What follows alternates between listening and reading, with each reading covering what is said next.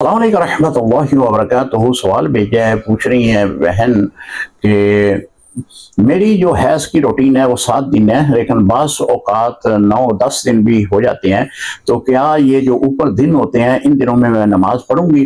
जी बहन, अगर ये रूटीन आपकी 7 दिन की है तो 7 दिन के बाद जो ऊपर दिन होंगे वो इस्तिहाज़ा के होंगे।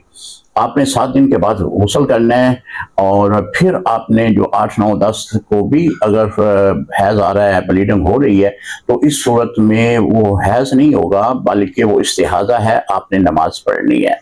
क्योंकि रूटीन से हटकर वो हैज़ का खून आ रहा है, तो ये इस्तिहाज़ा है। इस्तिहाज़े की सूरत में आपने नमाज पढ़नी है।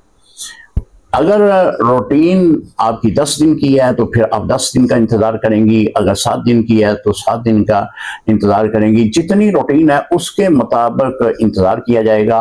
फिर अगर उस रूटीन से अब भी ब्लीडिंग हो रही है तो इस सूरत में जितने दिन भी ऊपर जाएंगे उन दिनों में आप नमाज और जो भी शरई हुक्म है आप उनको अपनाते हुए शरई अहकामात पे अमल करेंगी। अस्सलामु अलैकुम रहमतुल्लाहि व बरकातुहू।